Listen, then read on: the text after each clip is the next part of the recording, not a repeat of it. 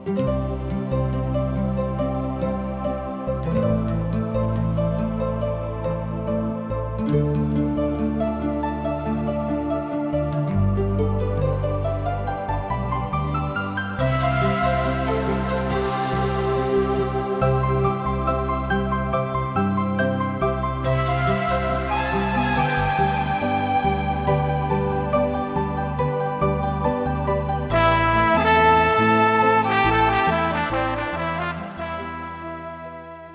मनुष्य के जिंदगी पाप के कारण तरह तरह की विपत, उलझन और अशांति में पड़ के सही रास्ता से भटक गईल बा।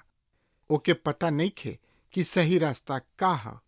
इहे बतावे बदे जिंदगी की राह कार्यक्रम प्रस्तुत करता कि हर आदमी जिंदगी का उद्देश्य समझ के सही रास्ता पर आगे बढ़ सके, जौना से ओकर मेल मिलाप परमेश्वर से हो जाए। ई कार्यक्रम बाइबल की विधिवत अध्ययन पर आधारित बा। कृपा करके एक कार्यक्रम के देखी और सुनी ताकि परमेश्वर आपकी जिंदगी का रास्ता बतावे वाला ठहरस।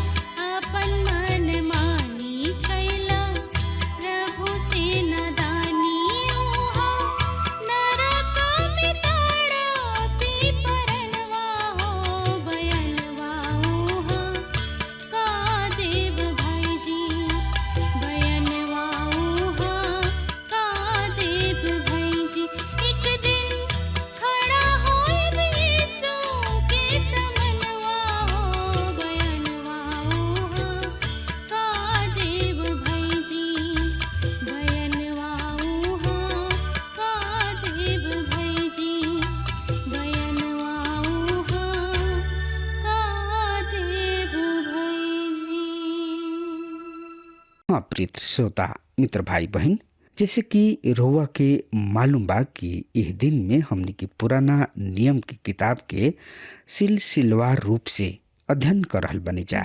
ये किताब संपूर्ण बाइबल पवित्र शास्त्र के आखिरी किताब है।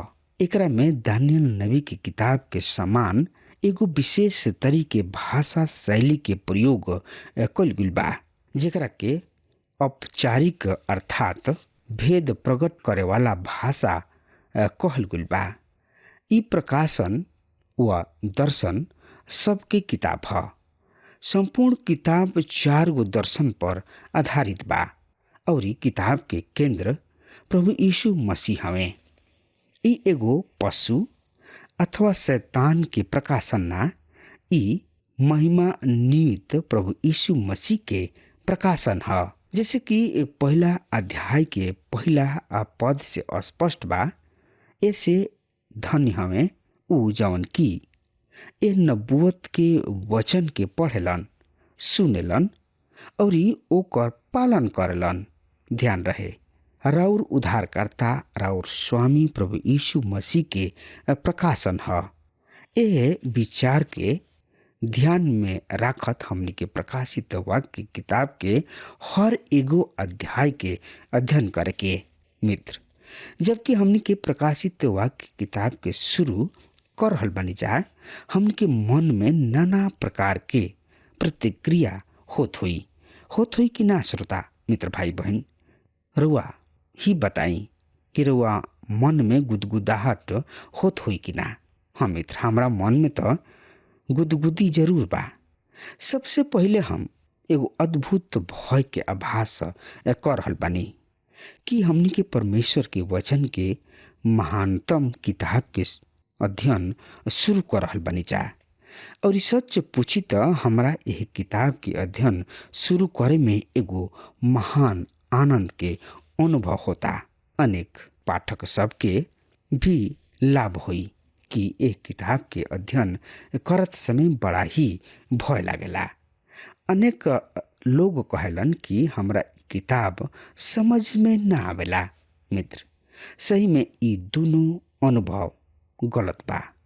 रुआ जब हमरा साथ एक किताब के अध्ययन करब तो रौरो ई धारणा बदल जाई। हमने के सामने जौन किताब खुलल बा ओकरा के बाइबल पाठक प्रकाशित वाक्य के नाम के जानेलन। एकरा के अंग्रेजी भाषा में रेविलेशन तथा उर्दू भाषा में मुकाशक्का कहलन। ई बाइबल पवित्र शास्त्र के आखिरी किताब है और ई किताब बतावेले कि ये दिखाई देवे वाला संसार के अंत होखे वाला बा। आज जौन की चित्र संसार के हमनी के सामने बा ऊ बड़ा भ्रष्ट बा। एगो करिया चित्र हमनी के सामने बा। ऐसन प्रतीत होता कि शैतान एह पृथ्वी पर पूरा आजादी के साथ छूटल बा और साढ़ के तरह घूम रहल बा। पर परमेश्वर पिता एह विषय में कुछ करे जा रहल बाड़े। परमेश्वर पिता खुद एह पृथ्वी के अपना अधिकार में लेवे जा रहल बाड़े। ऊ एकरा के अपना ही नियंत्रण में, अपना ही हाथ में लेवे वाला बाड़े। सही में परमेश्वर कभी भी आपन नियंत्रण ना खोवेलन। ऊ ए और बढ़ रहल बाड़े जब वो अपना बेटा प्रभु यीशु मसीह के एक ब्रह्मांड के सिंहासन पर विराजमान करे जा रहल बाड़े। पर आज ये सब अंधकारमय दिखाई देता। संसार आज भयावह स्थिति में बा। पर हमनी के निराशावादी नहीं जा, काहे कि हमनी के सामने प्रकाशित वाक्य एक किताब बा और जवन लोग मसीह यीशु पर भरोसा करेलन उनका से ई बात कह सकता नहीं। रुआ चिंता मत करी, परमेश्वर ही सर्वोच्च स्थान पर हुई हैं। ऐसे हमनी के परमेश्वर के साथ रहल चाहता नहीं जा। कोनो विश्वासी जन कहले कि यदि हम आज कुछ खो रहल बानी तो बाद में हम कुछ पाइब। यदि आज हम कुछ पावतानी तो बाद में हम खो देब। बढ़िया ई बाकी आज हम खो दीही ताकि बाद में हम प्राप्त कर सकी। श्रोता मित्र भाई बहन, ताकि बाद में हमने के प्राप्त कर सकी जा। कितना अद्भुत और कितना बढ़िया बात बाई। आज ऐसन प्रतीत होता कि हम सब कुछ खो रहल बानी जा, पर ई पक्का बा कि आए वाला समय में हम विजयी जिंदगी के प्राप्त करे जा रहल बानी जा। और ई दावा हम ऐसे कर सकतानी काहे कि हम प्रकाशित वाक्य किताब के अध्ययन कइनी हा। हमरा आशा बा कि रुआ भी हमरा साथ प्रकाशित वाक्य किताब के अध्ययन करे शुरू करी। जैसे कि हम रुआ से शुरू में कहनी हा कि हम एक किताब के समीप बड़ा डरात कांपत पहुंच रहल बानी। ई मुख्यतः ऐसे ना कि हमरा भीतर क्षमता की कमी बा, पर एकरा में अन्य दूसर तथ्य भी सम्मिलित बा। ओकरा में सबसे पहिले कारण पाठक सब में ज्ञान के कमी हो सकता। रुआ देख रहल बानी कि प्रकाशित वाक्य की किताब पवित्र शास्त्र बाइबल की 66 किताब बा और ई सबसे आखिरी किताब ह। एकर तात्पर्य बा कि हमने के पवित्र बाइबल के अन्य 65 किताब के ज्ञान रखल बहुत ही जरूरी बा। अनेक पाठक सीधा प्रकाशित वाक्य पढ़े चाहले।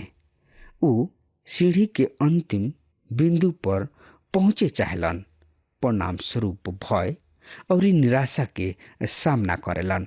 श्रोता मित्र भाई बहन, और निराशा के सामना कइल उनका खातिर ठीक नहीं खे। मित्र रौरा एकर पृष्ठभूमि के ज्ञान होकल बहुत ही जरूरी बा और एकर पृष्ठभूमि 65 किताब और बा जिन्हें रुआ के देखे के बा। रुआ के पवित्र शास्त्र बाइबल के तथ्य सब के अपना दिमाग में ले आवे के साथ साथ ओकरा के महसूस करे के आवश्यकता बा। प्रकाशित वाक्य किताब के व्याख्या करे वाला व्याख्याता एकर विस्तृत विवरण देत समय आपस में एक मत निखन, और जब एकर विस्तृत विवरण के सवाल आवेला तो उ प्रकाशित वाक्य किताब के 4 प्रमुख मत या सिद्धांत पेश करेलन। केहू 7 और केहू 3 सिद्धांत भी पेश कइल गइल बा। तो आई हमने के एक नजर व्याख्या के सिद्धांत पर डाली जा। व्याख्या के सिद्धांत या मत एकरा बारे में हमने के देखे के पहिल का ह अतीतवादी व्याख्या। एकरा अनुसार समस्त प्रकाशित वाक्य भूतकाल में या अतीत में पूरा हो चुकल बा। एकर संबंध यूहन्ना के दिन में रहे। ई नीरो राजा या डोमिटिन के समय में विशेष उद्देश्य से लिखल गइल। एकरा में जर्मनी के विद्वान के प्रमुख स्थान बा। उनका अनुसार प्रकाशित वाक्य क्लेश उठावे वाली कलीसिया के संतावना देवे के उद्देश्य से लिखल गइल और ऐसे ई चिन्ह और संकेत सब में दिहल गइल, जौना से कि ओ समय के मसीही ओकरा के समझ सके। हम एकरा के स्वीकार कर सकतानी कि मसीही सबके संतावना देवे के उद्देश्य से लिखल गइल, पर ई कहल कि ई अतीत के मसीही सबके लिखल गइल। प्रकाशित वाक्य किताब के पवित्र शास्त्र बाइबल से अलग करे के बात करे के बा।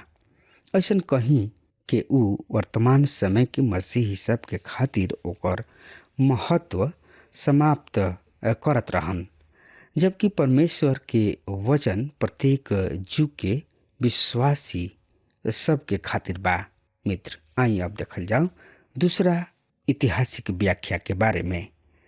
एकरा विचार से कलीसिया के इतिहास में निरंतर ई प्रकाशित पूरा हो चुकल बा। ई कार्य प्रेरित यूहन्ना के समय से लेके अब तक वर्तमान युग में ही हो रहल बा।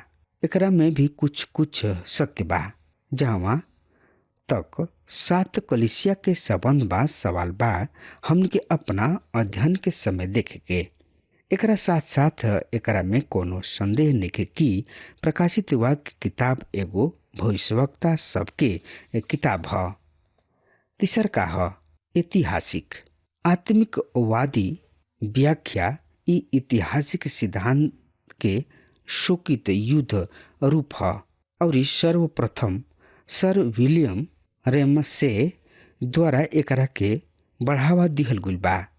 ई सिद्धांत बतावता कि वो दूगो पशु रोमी साम्राज्य तथा रोमी प्रांतीय ह और ई बिंदु मसीह सबके प्रोत्साहित करे के खातिर रहे। एक किताब के अनुसार प्रकाशित वाक्य अधिकांशतः पूरा हो चुकल बा और आज एकरा में कलीसिया के खातिर केवल आत्मिक संदेश शेष बा। ए विचारधारा के लोग के हम सहस्राब्दिक वादी के नाम के जानतानी। इ लोग प्रकाशित वाक्य के उद्देश्य के समाप्त करे चाहताने। उ एकरा उद्देश्य के ई कह के नाश क देवे चाहताने कि ई केवल संकेत ह। मित्र, चौथ का ह भविष्यवाणी व्याख्या। ई व्याख्या उ ह जौन के सब पूर्व सहस्राब्दिक वादी मानलन, जौन के हम भी स्वीकार करतानी और रोवा सामने भी पेश करे चाहतानी। एकरा अनुसार प्रकाशित वाक्य प्रमुख रूप से नबूवत के किताब ह।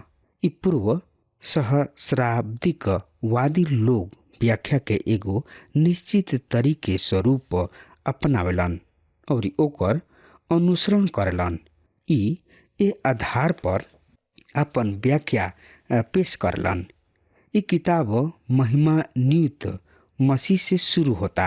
ओकरा पश्चात हमनी के सामने कलीसिया आवेले और ओकरा साथ कलीसिया के संपूर्ण इतिहास दिहल गुल बा। तब अध्याय 3 के अंत में कलीसिया स्वर्ग में उठा लिहल जातिया। एकरा पश्चात हम एकरा के भविष्य में कलीसिया के रूप में ना देख के दुल्हन के रूप में देखतानी जा। और जब प्रभु यीशु मसीह एह पृथ्वी पर आपन राज स्थापित करे खातिर आई हैं, उ एह दुल्हन के अपना साथ लेके आई हैं। जैसे कि यूहन्ना बतावतानी कि उ 1000 बरिस के राज होई। ई जांच के समय होई और एह युग के अंत में कुछ समय के खातिर शैतान कैद से रिहा कइल जाई। तब अंतिम विद्रोह समाप्त हुई और अमरता के शुरू हुई। प्रकाशित वाक्य के दृष्टिकोण इहे ह। समानतः एकरे के स्वीकार कइल गुल बा। उ विचारधारा एगो नया विचारधारा ह और ई अतीत के सब व्याख्या सब अधिक विकसित बा। आई अब देखल जाओ किताब के विशेषता के बारे में। प्रकाशित वाक्य किताब के 6 प्रभावशाली तथा असाधारण विशेषता बा। पहिलका का ह प्रकाशित वाक्य किताब नया नियम के एगो केवल नबूवत सब की किताब ह। पुराना नियम में केवल एगो इहे किताब ह। दूसर का ह लेखक यूहन्ना दूर अतीत में अमरता में पहुंचावताणे और उ बात लिखताणे कि कौन अन्य लेखक ना लिखले। उ अपना द्वारा लिखित सुसमाचार में एह तरी लिखताणे, आदि यानी कि शुरू में वचन रहे और वचन परमेश्वर के साथ रहे और वचन परमेश्वर रहे। यूहन्ना 1 अध्याय के 1 पद। तत्पश्चात उ सृष्टि के रचना के ओर बढ़ताणे और ई भेद खोलता और सब वस्तु उनके द्वारा बनल और कुछ दिखाई देता। ओकरा में से कुछ भी बिना उनका ना बनल। और इहे प्रेरित यूहन्ना प्रकाशित वाक्य किताब में लिखताणे। उ दूर भविष्य में अमरता में चल जाताणे। उ प्रभु यीशु मसीह के अनंत काल के राज में पहुंच जाताणे। ये तरी यूहन्ना हमने के अतीत और भविष्य दोनों के रहस्य अवगत करावताणे। तीसर का ह एक किताब के पाठक सबके एगो विशेष आशीष के वादा कइल गइल बा। मित्र, प्रकाशित वाक्य 1 अध्याय के 3 पद धन हमें जे ए नबूवत के वचन के सुनावेले और जवन कुछ लिखल गुल बा ओकर पालन करलन, काहे कि समय निकट आ पहुँचल बा। मित्र, आशीष के प्रतिज्ञा ह, पर किताब के वचन में हेर फेर करताणे। ई चेतावनी उनका खातिर ह। त श्रोता मित्र भाई बहन, त एकरा बारे में औरी ज्यादा से ज्यादा जानकारी खातिर वह आपन पवित्र शास्त्र बाइबल निकाल लेनी। हाँ, तो ओहमे देखी श्रोता मित्र भाई बहन, प्रकाशित वाक्य की किताब 22 अध्याय 18 और 19 पद के हम रोज सामने पढ़े जा रहल बानी। एह पद में एह तरी से लिखल गइल बा, सुनी ध्यान से हम पढ़तानी। हम हरेक जाना के जे एक किताब के भविष्यवाणी के वचन के सुने ले गवाही देतानी कि यदि केहू एमे कुछ बढ़ाई त परमेश्वर एक किताब में लिखल विपत्तियन के ओकरा ऊपर लगई हैं।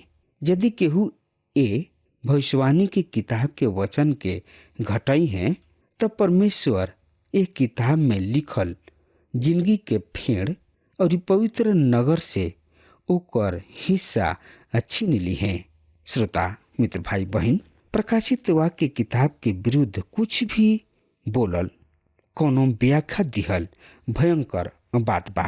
हाँ मित्र, चौथ का मुख्य बात ई बा कि ई किताब मुहर बंद ना ह। डैनियल नबी से परमेश्वर कहले कि ऊ अंतिम दिन के खातिर एक किताब पर मुहर क दे, पर यूहन्ना से कहल गइल बा कि एक किताब के केहू भी नबूवत पर मुहर बंद ना करे, काहे कि समय निकट बा। मित्र, प्रकाशित वाक्य 22 अध्याय 10 पद में एकर अर्थ बा कि प्रकाशित वाक्य किताब 22 अध्याय 10 पद, एकर अर्थ बा कि प्रकाशित वाक्य किताब रुआ औरी हमरा समझे से बहरी बा। हम मित्र, रुआ एकरा भेद के समझ सकतानी। ई पवित्र बाइबल के सबसे सुहावना किताब ह, यानी कि सबसे बढ़िया किताब ह। मित्र, अब हमार समय खत्म हो रहा बा, तब तक खातिर वह हमरा के आज्ञा दी। परमेश्वर वह के बहुत ही आशीष देश। आमीन। हमके विश्वास बा कि ई कार्यक्रम आप सब खातिर फायदेमंद सिद्ध भइल हुई। अगर आप सबके लगे बाइबल से चाहे आपकी निजी जिंदगी से कोनो सवाल होके चाहे कोनो समस्या खातिर प्रार्थना करावे चाहतनी तो हमारी फोन नंबर पर जरूर संपर्क करें और आज का दिन आप खातिर शुभ